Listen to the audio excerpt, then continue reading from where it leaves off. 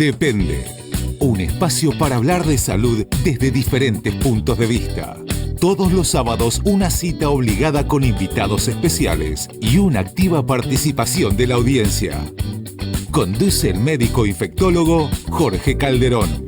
Sábados a las 10 por AM 550 y 24/7 Noticias.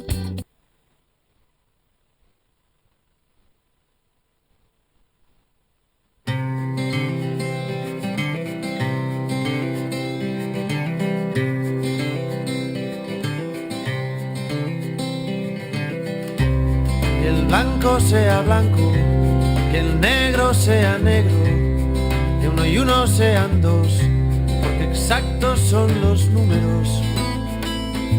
Depende. Y aquí estamos de prestado, que hoy el cielo está nublado. Uno nace y luego muere, y este cuento se ha acabado. Depende. Depende. ¿De qué depende? De según cómo se mire, todo depende. Depende. ¿De qué depende? De según cómo se mire, todo depende. Buenos días. Hola para todos, porque estamos en diferentes puntos. Hoy seguimos con la temática que iniciamos en Depende, enfocando la salud del tipo. Qué bonito es el amor, charlando más que nunca en primavera. Y mañana sale el sol, porque estamos en agosto. Se dicta el Día Mundial de la Salud y que el lema para este año fue con el paso del tiempo más justo el vino y se saludable. hace bueno. Como estamos hablando, bueno, estamos en plena pandemia, de abajo arriba y de arriba quizás un abajo. poquito y llegar a ese fin va a ser difícil, un mundo más justo y saludable, pero bueno, hemos charlado con algunos lugares del mundo, ya nos comunicamos con Austria, con España, con Estados Unidos. Esta semana nos vamos a Alemania. Estamos en comunicación con Pablo Berías, kinesiólogo que es argentino. Pablo, no sé si nos estás escuchando, porque me pasabas que no escucho. Ah, ahora sí, buenísimo, Pablo. Sí, estamos bien ahí, te estamos escuchando. Vos trabajás en el hospital, ¿qué nombre tu hospital? Robert Koch. Nosotros le decimos Koch, pero bueno, en realidad es Robert Koch, ¿no? Robert Koch Krankenhaus. Y tú, bueno, vos sos kinesiólogo y está ubicado en la ciudad. Yo te dije Hannover, pero vos me dijiste cómo se pronuncia. Hannover. Bien, vamos aprendiendo también alemán. Esto es una clase, no solamente hablamos de salud, sino también de idiomas, porque tenemos que pronunciar bien. Nos decía un profesor en la facultad que lo más importante es decir bien y escribir bien el apellido de nuestros pacientes. Exactamente, sí, es verdad. Pablo, sí, perdón, te interrumpí, contame.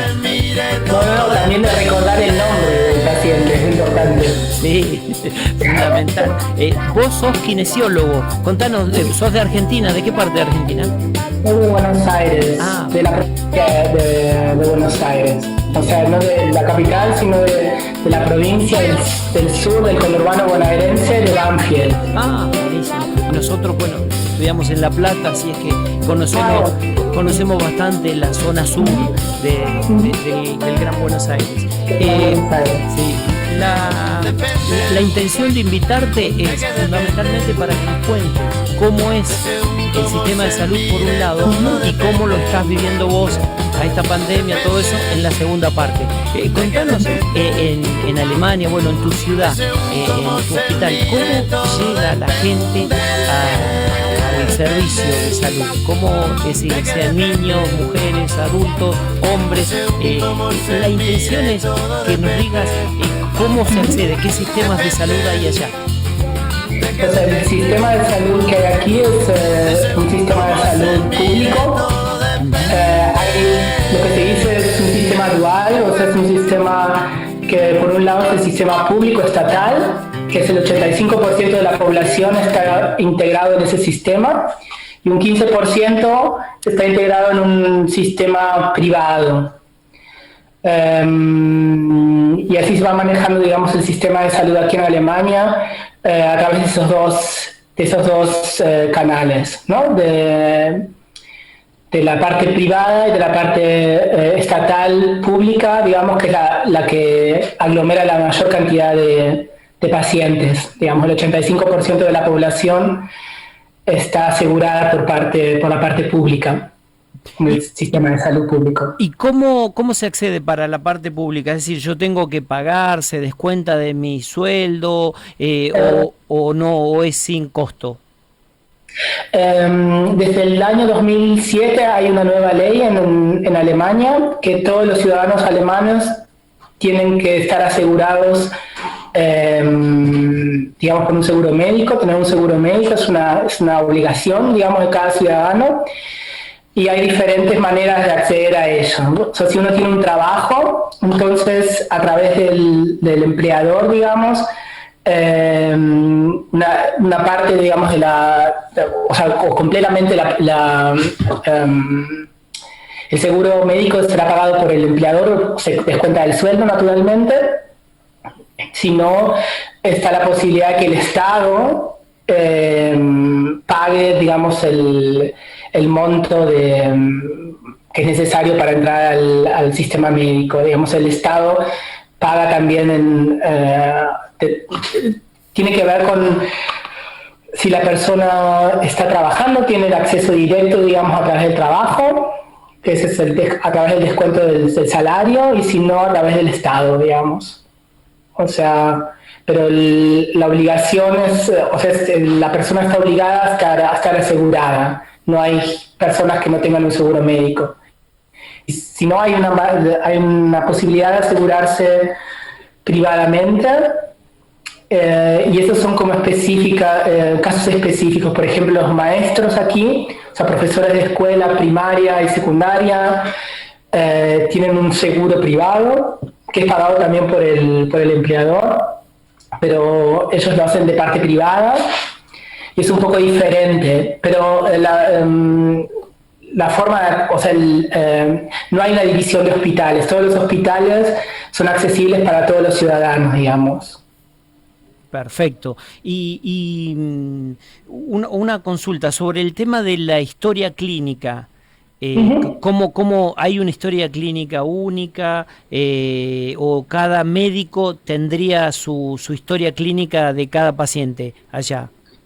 O sea, los médicos tienen su historia clínica individual, digamos, que van archivando de cada paciente cuando los van recibiendo, y la tienen en sus sistemas, digamos, de computadora. También cada hospital va archivando, digamos, información de cada paciente, y por sobre todo las diagnosis que reciben los pacientes. El acceso igual no es universal, digamos que no hay un acceso de cada médico o cada terapeuta no tiene acceso a todas las diagnosis ni a todas las historias clínicas, sino que tiene que ver con el acceso individual de cada hospital o de cada médico que tenga sus bases de datos en sus ordenadores. O sea, no hay no sé cómo es en Argentina, pero aquí no hay una forma general de acceder a los datos del paciente por una cuestión de confidencial, digamos. Hay una ley nueva a partir del año pasado que es muy estricto dar datos de pacientes, o sea, está súper controlado el dar datos de pacientes. Por ejemplo, si un paciente llega a nuestro consultorio de kinesiología, el paciente nos tiene que firmar una orden o que está de acuerdo que nosotros le demos los datos al doctor y que escribamos un informe al médico, por ejemplo. Sin ese consentimiento del paciente, yo no tengo permiso de escribir un informe acerca del paciente, ni dar ninguna clase de dato a una tercera persona. Sí, perfecto. Martín, estoy también acá en el piso con Martín Burgos, que es analista de sistemas y que te quería hacer una consulta. Pablo, Sí. buen día. Hola. Cuando hablas del control de la confidencialidad, ¿no hay mecanismos electrónicos que agilicen eso o es simplemente la firma tradicional? De momento es la firma tradicional, o sea, es un formulario que le damos al paciente y que guardamos nosotros. en forma, digamos, tradicional, en papel.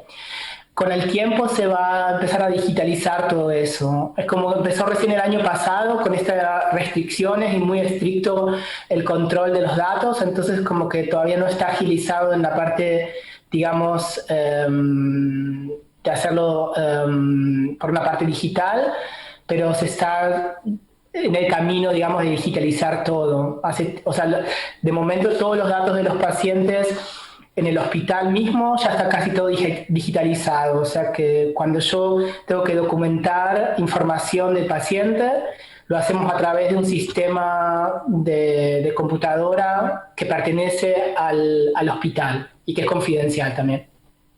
Y en el caso, ¿qué especialidad kinesiológica haces vos? ¿O es kinesiología general? Yo trabajo en la parte ortopédica, trabajo también en la rehabilitación neurológica de pacientes que han tenido una ACV, por ejemplo, un stroke, y también trabajo con niños.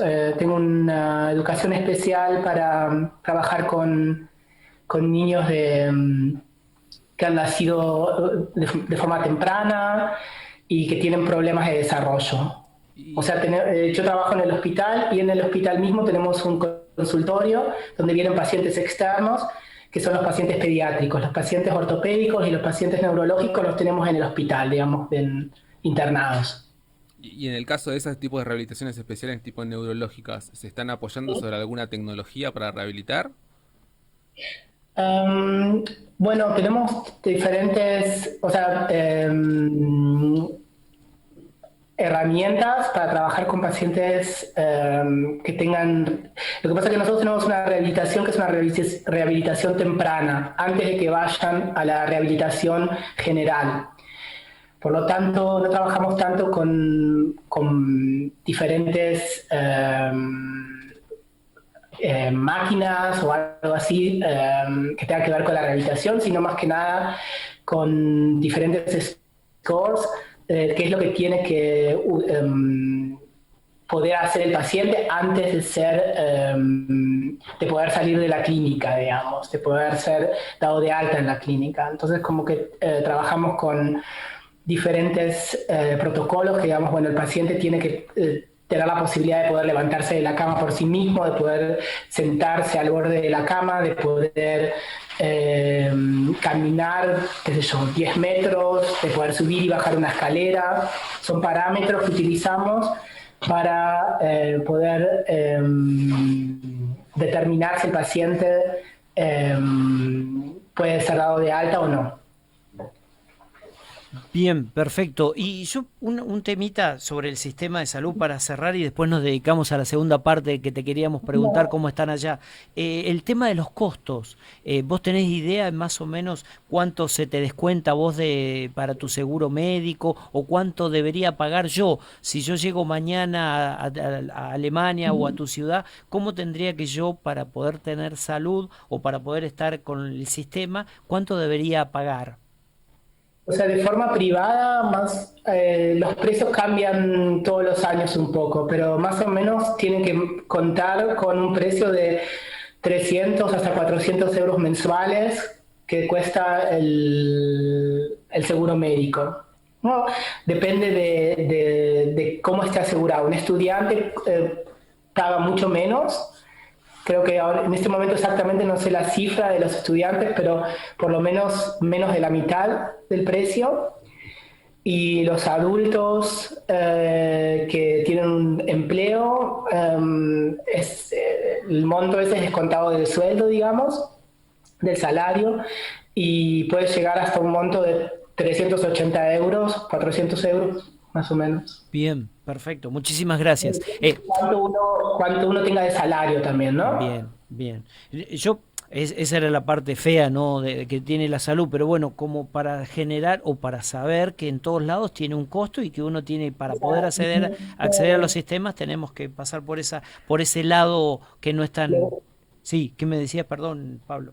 No, discúlpeme, lo bueno que aquí, o sea, la diferencia, yo no sé cómo es en Argentina, pero la diferencia de aquí es que el Estado tiene la obligación de asegurar a sus ciudadanos si ellos no tienen la posibilidad de pagar ese monto. Esa es la diferencia, quizás. Bien.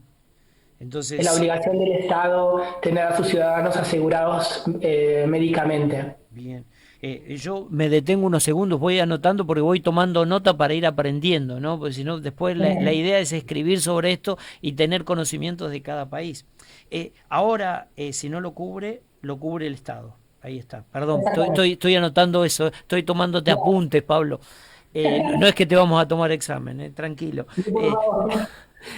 Pablo, bueno, volviendo o saliendo del sistema de salud de Alemania, vayamos a la problemática, porque uno escuchaba las noticias de Alemania, por ejemplo, la primer ministro, la señora Merkel, que nos decía que ella vota porque tienen que volver todos a encerrarse, más restricciones en Alemania. Contanos, primer pregunta, vos que sos personal de salud, las vacunas, ¿ya tenés tu vacuna contra el SARS-CoV-2? Sí. Ya, yo ya fui vacunado, la última vacuna la tuve en febrero de este año, con el BioNTech Pfizer. Aquí estamos atravesando, digamos, la tercera ola, o sea que hemos tenido una primera, una segunda y ahora una tercera, y se está hablando de una cuarta ola que ha de llegar. Tenemos en este momento específicamente hablando, atravesamos la tercera ola con variaciones del virus, con el virus británico, con la variación también sudafricana, que, bueno, que ha desatado muchos problemas porque la cantidad de pacientes ha aumentado y también la edad en la que los pacientes se contagian o se transmiten el virus es mucho menor, o sea que los pacientes son más jóvenes en este momento también. Exacto, igual que, bueno, la variante Manaus, es decir, es muy parecido, que esa es la característica de la variante de Brasil, que, bueno, nosotros ya estamos chocando con ella o estamos conociéndola a través de las noticias. Uno asume que ya ha estado entre nosotros desde hace un tiempito. Y vos me decías entonces que tu segunda vacuna fue en febrero. Y la gente, ¿cómo están? ¿En qué fase están de, bueno, con respecto a las salidas? ¿Ustedes tienen los negocios hasta qué hora están abiertos? Bueno, hubo bastantes, las restricciones van de un lado para el otro, digamos, porque al principio hubo restricciones muy duras, digamos, el año pasado, más o menos para estos tiempos, digamos, estos meses, un lockdown, una restricción muy grande, muy fuerte, donde todo estaba cerrado. Y luego, en el verano del año pasado, empezaron a abrirse las cosas paulatinamente. Hubo bastante, digamos, más que nada como una especie de volver a la normalidad durante el verano del 2020. Y luego a partir de octubre del 2020, cuando empezaron a haber más contagios y a subir los contagios, se decidió restringir un poco más y empezaron con restricciones paulatinas. Qué sé yo, por ejemplo, las escuelas empezaron a cerrar a partir de octubre con diferentes sistemas, o sea, aquí no están completamente cerradas, pero tienen un sistema. Por ejemplo, los niños que van a clases, por ejemplo, de primero a cuarto grado, pueden ir a la escuela en turnos diferentes, o sea, no todas las clases juntas. Y luego las clases que son un poco más grandes tienen clases en línea. Y las clases, los chicos que van a clases, los adolescentes, digamos, que están en quinto año más que nada, que son los niños que van a hacer el examen, porque aquí hay un examen general al final del año para todos los exámenes de la escuela, para que se reciben, digamos, de bachiller. Esos niños van a la escuela porque tienen que preparar los exámenes. Pero van así también intercalados, no es que van todos los niños al mismo momento a la clase, sino que van intercalados en grupos. Bien, ¿y eso, y las ciudades son diferentes o hay una uniformidad en todo el país? ¿Es por provincias? El problema, o sea, no hay una uniformidad, o sea, se trata desde el gobierno central, digamos, que haya una cosa más uniformal, digamos, en todo el país. Pero aquí son 16 estados y cada estado tiene una autonomía y puede decidir, digamos, si acata, digamos, las reglas o no y cómo. Y hay en algunos estados pequeños proyectos que han empezado ahora de abrir lugares a pesar de que la incidencia sea alta. Hay ahora el esbozo de una nueva ley, una ley de salud nueva que están esbozando ahora en el Parlamento, que trata de hacer como una unificación para que el gobierno tenga la posibilidad, en casos como estos, de una pandemia mundial y global, que el Estado pueda hacer valer, digamos, decisiones gubernamentales en todos los estados alemanes. Bien, todas estas preguntas, vos, si no estás enterado, estamos en plena batalla, ¿sí? Es decir, una autoridad nacional que puede meterse sobre un solo estado, que es su preocupación, y bueno, y se mezclan los temas judiciales, electorales, políticos, es decir, y nos olvidamos, allá también, entonces no somos una excepción, es mundial la pelea, bien. Es mundial y aquí hay elecciones también en los próximos meses y por eso también hubo muchos problemas, porque naturalmente se politiza un poco la situación y hay muchas decisiones que toman los gobiernos y la oposición también para dividir un poco también a la población, a veces también confundir, o sea que es muy difícil encontrar, digamos, un punto medio, ¿no? Y no perder también de vista que lo que está sucediendo es una situación mundial que no compete solamente a un país específico, sino que también todo el mundo en este momento tiene problemas con vacunas, tiene problemas con las reglas y la reglamentación de las restricciones, o sea, no hay que olvidarse que uno no está solo, digamos, en estos problemas. Sí, y vos dijiste, muchísimas gracias por tu informe, pero está espectacular, nos hemos enterado un montón de cosas acá con Martín, nos mirábamos sorprendidos. Una consulta, vos dijiste vacunas recién, el resto de la población, ¿cómo estamos con las vacunas? ¿Están todo el mundo vacunado o solamente las personas de riesgo? De momento es así que aquí las personas que están vacunadas, o sea, se ha llegado a una vacunación de la gente de tercera edad, la gente mayor, en los geriátricos, por ejemplo, hubo una vacunación muy grande. El personal de salud que quiere ser vacunado ha sido vacunado. Por ejemplo, en el hospital donde yo trabajo, la mayoría digamos, el personal está vacunado. Y ahora están empezando a vacunar a la gente mayor de 70 años y a personas que tengan que ver, por ejemplo, maestros o gente que tenga contacto, digamos, o posibilidades de contagio más grandes. Pero aquí hay un problema muy grande con el abastecimiento de vacunas también, o sea que es muy lento, digamos, el proceso de vacunación en Alemania. O sea, en comparación con Inglaterra, con el Reino Unido, por ejemplo, tenemos un problema. El problema igual es un poco complicado porque Pablo, tiene que haber... tenemos un problemita, ¿viste? El PIB ese, nos van a matar, tenemos que cortarte. Muchísimas... Okay. Sí. Nos comunicamos después del top, ¿te parece? Después de las noticias, tenemos obligaciones. Perfecto. Listo, muchísimas gracias, Pablo. Un abrazo, estamos en contacto. Adiós. Bueno, fue Pablo, ahora vamos a un corte y porque nos obligan las obligaciones comerciales. Depende. Un espacio para hablar de salud desde diferentes puntos de vista. Depende. Depende. Un espacio para hablar de salud desde diferentes puntos de vista. Todos los sábados una cita obligada con invitados especiales y una activa participación de la audiencia. Conduce el médico infectólogo Jorge Calderón. Sábados a las 10 por AM 550 y 24/7 Noticias.